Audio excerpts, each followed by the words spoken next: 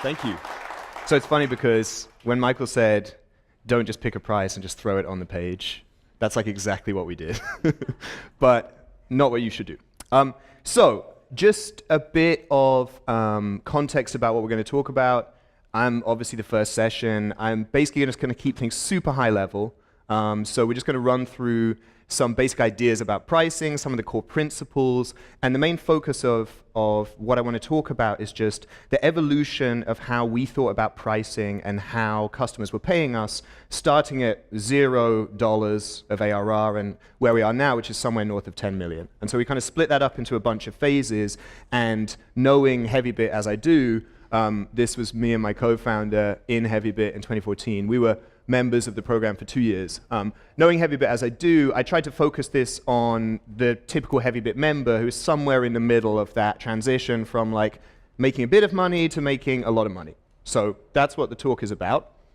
So just to give you some context on why you should or shouldn't listen to me, just a bit of kind of info about Rainforest. So we're at somewhere north of 10 million bucks of ARR.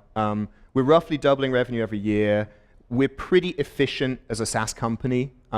We have good margins, so software margins, typically people think about that as like 80% gross margin, there or thereabouts. We're actually 87 people as of today, and we are raising Series B, and we have one product and 3 core features. So we don't have a broad product portfolio, we have one product that we sell, and there's some like little kind of add-on vibes that you can do, but it's basically one product. So just so I can kind of position this the right way, can you raise your hand if you're a founder, please? Oh, awesome. There's barely any VCs. And can you raise your hand if you're between 0 and 100K of annual recurring revenue? Okay, and then 100 to 1 million? And then 1 million to 10 million? And then 10 million plus? Nice. Awesome. All right, cool. So yeah, this is what we're going to talk about. Some general principles, what can you actually charge for, and then the philosophy by stage. So, the general principles of pricing. The price is too damn low. It's kind of an annoying thing to say, but I think it's worth just touching on really briefly. It's nearly always better to be better than to be cheaper. And probably most of you, if you're in this audience, you're kind of like me and my co-founder, which was like kind of nerdy, saw a problem, thought you could solve the problem with a product, built the solution, right? And when you've gone through that process, you know that there's little hamsters running wheels behind the scenes, and there's duct tape everywhere, and going to someone and saying with a straight face, you should pay $5,000 a month for my product, that's kind of hard. And that's why the price is too damn low, right? That's just the simple reason. And so the one thing that I think you should take away from this, if anything, is that you can probably increase your prices. And you probably should increase your prices. And I know it seems like an obvious thing, but when I give advice to founders who are 12 months behind our company, this is pretty much what it always comes down to, like raise your damn prices. So that's that. And I think what it comes down to as well is that if you're actually solving a real problem for businesses, then businesses will probably pay quite a lot of money for it, right? And the kind of profile that probably most of us are as founders is not really the kind of profile of the enterprise or late-stage company purchasing department worker, right? And so we don't really have any idea, most of us, how companies buy software. We probably haven't really experienced what that's like outside of being the salesperson ourselves, right? So this is a truism for most products. Just try and increase your prices. Second one, also super basic, but unit economics. So unit economics are, as it says there, the economics of your unit of value. Very simple, right? So who here knows their unit economics? Some half-hearted hands in the air. You should know your unit economics. So your unit economics basically are for the unit of value, which is defined, and you should go and watch Jerry Chen's talk if you're interested. He has a great talk in the HeavyBit library about unit of value. But unit economics are the economics of your unit of value. The unit of value is the smallest individual thing that you sell to a customer that's useful. So like a seat for Zendesk For Rainforest, it would be test execution. Heroku, it would be a dyno, etc. Right? So unit economics are amazingly important because it's this little thing that says, all right, we charge $1 and our costs are 10 cents, and it costs us 5 cents to support the customer, and it costs us 3 cents for the infrastructure of the customer. Like, that little calculation there is basically what defines your business over time. And so I think it's really important just to know your unit economics. Unit economics. So all the hands that didn't go up, go home tonight and look at your spreadsheets. Figure this out. The final point on the slide is actually the next slide.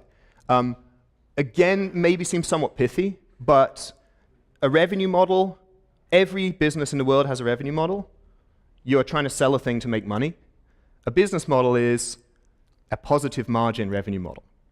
And I think what's interesting about this, again, is that it seems kind of dumb and obvious, but if you go on either of those links at the bottom, what you'll see is that the number one reason that startups die is because they aren't able to achieve a scalable business model. We made the mistake in the early days of conflating the two together. We're making money, we're charging all this money, people are paying the money, we're selling, this is amazing. And we got a consulting CFO, and this was the first conversation we had.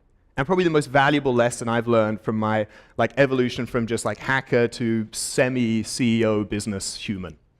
So we don't need to dwell on this too much, but just be thinking about this, right? And I think the longer term implications are really important because in the early days, when you're coming up, you're 0, 1, 2, 3 million bucks of ARR, or maybe a couple hundred K, you're basically just kind of fighting it out in the trenches. You're just trying to make money, right? And you can be successful, and you can get to Series A, and that's awesome. But once you get later on, right, once you're starting to get to Series B, once you get into Series C, these growth rounds, pretty much your company is assessed by a very simple ratio, which is cost of acquiring a customer to LTV, lifetime value. And your business becomes that ratio. And it's kind of upsetting as someone who has put so much work into a business and so much work into a product and a culture and a team, but it's amazingly important, and most startups fail to do this, right? So keep this in mind. This is a really link-baity title. I'm not going to tell you how to make money. I am going to tell you just some ways of thinking about how to price and package. So let's just walk through these together. So the first one is product access. This is probably more the old school enterprise type product. You sell a license for 5 years, go and download it and install it or whatever however that works. It's great for predictability, probably doesn't really apply to many of us.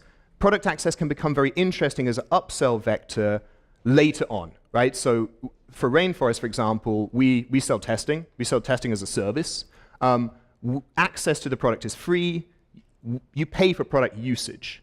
When we shipped mobile testing, native mobile testing, it was a different enough user, and it was a different enough set of economics that we actually started charging for product access to the mobile piece. So just keep in mind that even though probably most of us charge against product usage, eventually you can think about, are there aspects, are there features, are there particular sections of my product or business that I can break out and charge for access to? Otherwise commonly thought of as the enterprise package, right? That set of features that nobody really wants, but enterprises buy. Platform usage, like I said, probably that's where most of us are, right? It's really, really nice because it aligns the value of what the customer gets with how much money they pay, right? If I have 1 seat on Zendesk, it's much less valuable to me than if I have 1,000 seats on Zendesk, right? So platform usage is really nice. For Rainforest, it's a little bit counterintuitive because if you think about it, when you're an early stage company, you might actually do a lot of testing, right? You're releasing 20 times a day, you're doing loads and loads of testing, and so you're using tons of Rainforest. So you should be paying us tons of money because we have a platform usage model. The problem being that when you compare that customer, like any of us in this room, to Oracle, who's also a customer, Oracle releases once every 6 months. And so Oracle uses orders of magnitude less Rainforest platform than our tiny startup customers.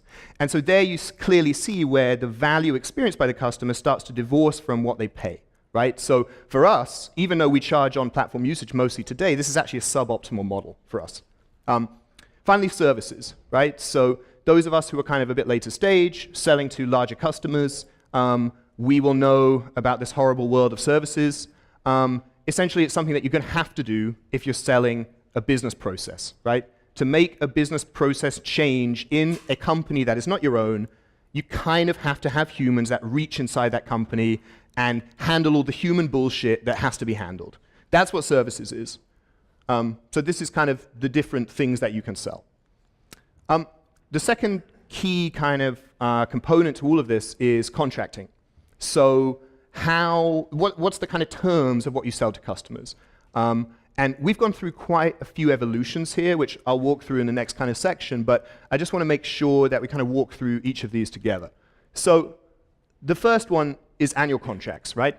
So annual contracts are amazing for predictability, right? We're all trying to build predictable revenue engine here. We're all trying to build companies that have that beautiful up and to the right chart. Annual contracts are amazing because they lock in that customer for 12 months and it becomes very, very predictable, right? So that's what's amazing about it. What sucks about annual contracts is that they hide product defects, right? So if you think about it, you could have the best product in the world. If you have a terrible sales team, you aren't going to sell any of your product. If you have a terrible product and you have a world-class sales team, you will sell a lot of your product, and those customers will be customers for 12 months. Now, obviously, we're all tracking usage and engagement and all these other metrics, but money talks, right? And when you see that the amount of money you're making is not directly correlated with the quality of the product and the quality of the customer experience, you have a problem. So that's probably, in our experience, the biggest challenge about annual contracts is that it ends up leaving your ARR slightly divergent from actually the quality of your customer experience. It can hide a crappy product, basically. Not saying that Rainforest has a crappy product. Monthly contracts, probably a lot of us are there. We started there. That's typically where we'll mostly start. That's like the classic way of buying SaaS, right? Monthly contracts are amazing for lifetime value. The reason why, and this is kind of nuanced, but the reason why is that with an annual contract, the customer has to evaluate the ROI of what they're buying before they start using it, right? In other words, before they actually experience the true ROI. You might have a trial, you might have a demo sandbox. Ultimately, for most of what we're selling, probably you don't really get that ROI until a couple of months in, right? Until your team has been trained, until it's been fully implemented, until it's been baked into their workflows. So the beauty of the kind of monthly contract and also of the pay-as-you-go is that the customer pays in such small chunks that they don't have to go through a lot of mental arithmetic before they actually start engaging with your service.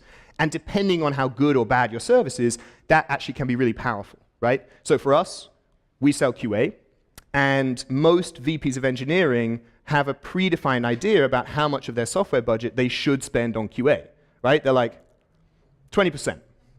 And that's problematic, because it caps the amount of money that we can ever get from those people, but also more importantly, that buyer, that purchaser is not making that decision based on the value received. They're making that decision based on some arbitrary calculation that they found on a blog somewhere or whatever.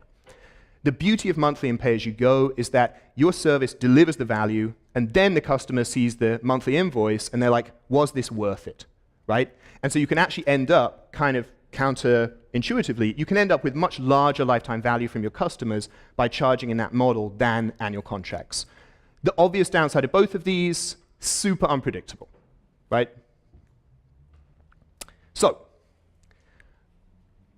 final piece of what I want to talk about is just how these things evolve over time. And obviously, I have one case study, which is Rainforest, so I'll use that. So it's a bit of a jumbled slide. I just want to kind of walk you through what the slide actually is. So we've got the kind of ARR range and what I call the stage. We've got how we were making money at that particular point. So, you know, monthly contracts and then solely selling product usage. And then along the bottom, it's we have our ARR graph over time. So MVP pricing, right? This is where some of us in the audience are based on the hands showed earlier. So MVP pricing is basically, as it says there, make it up as you go along, right? Probably the founder is doing all of the sales. You're going out there and you're just kind of duking it out with the buyer. You're trying to figure out, like, how much is this worth, you know? And probably in each different conversation you have, you're probably quoting different numbers, right? And that's very good, because what you're trying to build here is a diverse data set that as the company gets a bit more mature, as you increase your ARR, you can go back and look at and say, oh, this cohort that was paying $100 a month, they've actually been amazingly successful, and they're now at 10 grand a month. This cohort that we started off at, et cetera, you get the point. So I think what's really important here is just to focus on experimentation, right? Don't get overly focused on SaaS metrics. Don't get overly focused on ACV. Don't get overly focused on any of those numbers that are really applicable once you have many, many more customers than you probably do at this stage. That's MVP pricing. So between 100K and $1 million of ARR, and obviously this is a rough kind of guide, but that's the kind of phase where you think about cost plus pricing. In other words, this is the first time that margins really matter to your business. And margins matter to the extent that external stakeholders who are going to be responsible for funding your business care about margins at Series A. You're going to raise your Series A at 1 million, $500,000, $2 million of ARR. People care about margin at that time, right? This was a surprise for us. It might not be a surprise for you. Don't let it be a surprise for you. Start thinking, as soon as you cross that 100K, about that cost plus pricing, right? And if you were to visualize this, you would think about the unit economics and think about the cost of delivering your service and make sure that you can charge a material amount more than the cost of delivering the service, right? It's pretty simple. One thing that's of interest maybe here is we went from 100% monthly contracts up to 100K to $1 million of ARR. We're actually a 50-50 split. And so you can see in this curve here, there's kind of like a little kink, and then it just goes like, woo! And that part is when we hired our first VP sales. One of the best hires that we made. You can see his material impact in the Google Sheet. And one of the first things he did was, okay, we want to increase predictability into this business, right? And to increase predictability, he started closing some of the later stage customers, some of the customers who were more sold on the idea of Rainforest. He started closing them on 12-month contracts. You're still in the experimentation phase here, right? So if you're between 100K and $1 million, which a lot of us are based on the hands, you're still in experimentation phase. The key thing is don't lose money, right? And keep experimenting around how to price, thinking about, as it says there, margin as your North Star, right? The more margin you can make, the easier it's going to be for you to raise money. And ultimately, for most of us, we're going to have to raise money several more times at this phase, right? Semi-finally, and you can see I have a lot of thoughts about this because we just crossed 10 million, so this is roughly where I've just been. So a few things to call out. You can see that on the revenue curve, well, it's not super apparent, but looking at the revenue curve, in general, it gets less lumpy. And so it gets less lumpy and more predictable over time, right? The other thing is that you see we start to have an interesting mix of how we're selling. So we have 1% of our revenue is coming from services. We also, as I said earlier, we started to break out some separate features that we saw customers found particularly valuable and sell access to those as well as platform usage. And so I think there's a few key points here. Get a finance person. So once you cross 1 mil, you need a full-time finance person. That full-time finance person should basically be thinking about the experiments that are being run to get to the end state of CAC to LTV. Now, go and look at any of Jason's stuff. Go and look at Mamoon Hamid's stuff. There's a lot of really, really great content out there about what these various SaaS metrics should be and what's best in class, what's 75th percentile, etc. You want someone, and it probably isn't you want someone thinking about that full time, right? And you're never going to be at the best margin ever. You're never going to be at the best LTV to CAC ratio ever. There's many, many things that are going to evolve forever. You want one person at least at your company just thinking about those problems. One of the best things we did was we hired a director of finance from a FP&A role at a late-stage SaaS company around $1 million of ARR. And the stuff he did for us was amazing, right? Like we went from like 50% gross margin to 80%. All of our SaaS metrics went in line over 12 months after hiring that person. So there's really just two more points I want to make. The first is that, as it says there, at around $5 million of ARR, efficiency scores are your business. And like, I alluded to this a bit earlier, but I really can't emphasize this enough. I was so surprised at Series B how basically, if you were to boil it down, you would be able to present essentially these three metrics, CAC payback, efficiency score, quick ratio. You'd be able to present these and get a yes or no from the VC without even talking. Like, all of the like pitch and spiel and like all of your big idea and all of the awesome shit that you've done and are going to do, it doesn't fucking matter if you don't have best in class of each of those three numbers. And I know that's like a bit hyperbolic sounding, but if everyone that I've spoken to has gone through this process as well, they've kind of said the same thing. If you're a SaaS business, like Series B is when the decisions start to be made based mostly on those numbers. Now, if you're kind of, you know, at 100K of ARR, it doesn't really matter today, right? What matters is that you know that at some point your business is going to be judged not by the logos on your customer list, not by your ability to tell an amazing story, not by your NPS scores, but by your financial efficiency, right? And I think if there's anything I want to leave you guys with, it's to make sure that you have in mind how this is going to evolve, and therefore as a founder, how your role is going to evolve from making all the stuff happen to actually being much more of a kind of clinical spreadsheet jockey, or whatever term you want to use, and being much more familiar with these efficiency scores. Finally, we've just crossed 10 mil, so I don't really know. As I said there, CAC to LTV rules everything around me, and I'll report back later. Thank you.